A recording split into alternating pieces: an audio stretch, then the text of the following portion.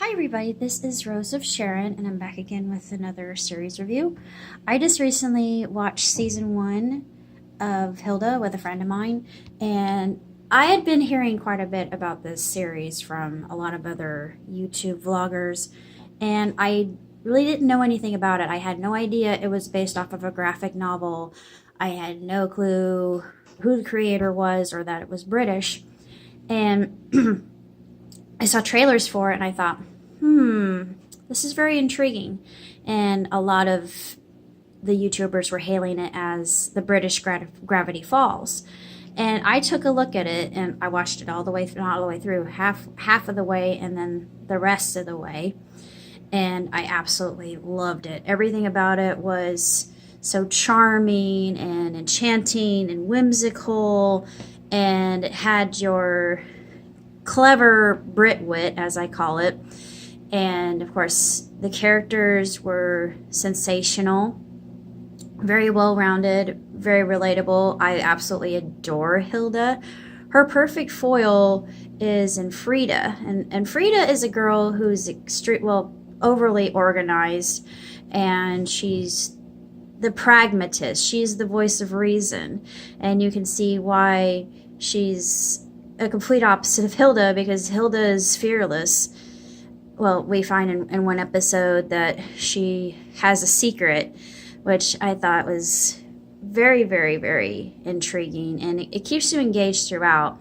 And it's got a lot of paranormal based scenarios, which are outstanding. And of course, a lot of the accents I really like. It's the British Isles. You hear a lot of you'll hear Cockney, you hear a Jersey accent. I thought, well, that's different because I didn't think that there were Jersey accents in Britain. Apparently, they got somebody who did a Jersey accent. Nonetheless, Irish accent, Scottish accent. Well, I think I heard a Welsh.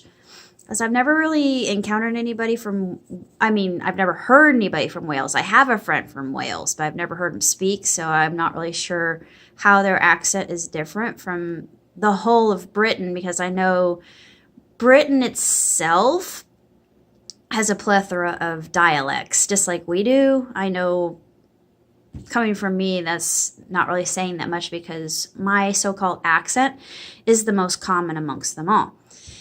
That being said, I really enjoyed the series, and I think that they were developing Trevor's character because in one episode, there is something that happened. At first, you just think, oh, you're just such a jerk. Why did you do that? You're horrible. You have no soul.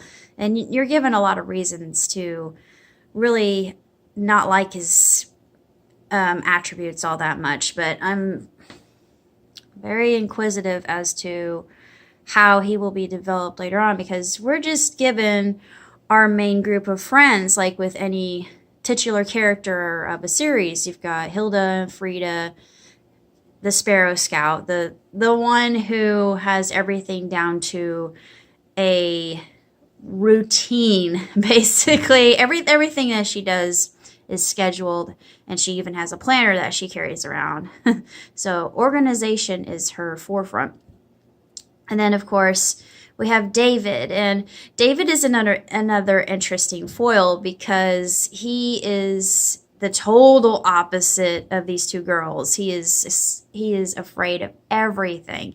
He has phobias of things you've never even heard of, and he always has a bug on him. That's one running gag. There are quite a few running gags in this that are absolutely delightful and very cute and just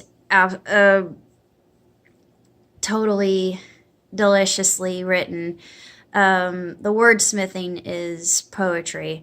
The animation is absolutely beautiful. The color palette is, like a lot of other YouTubers have said, it's exactly like Steven Universe, or I thought it looked kind of like Lumberjanes, even though Lumberjanes has never been made into a cartoon. If it had been, it would use this palette just because it's bright and very colorful, and there are a lot of pastels, and it looks like Sketchbook came to life. It really brings to mind the game Scribblenauts, if you've ever played it.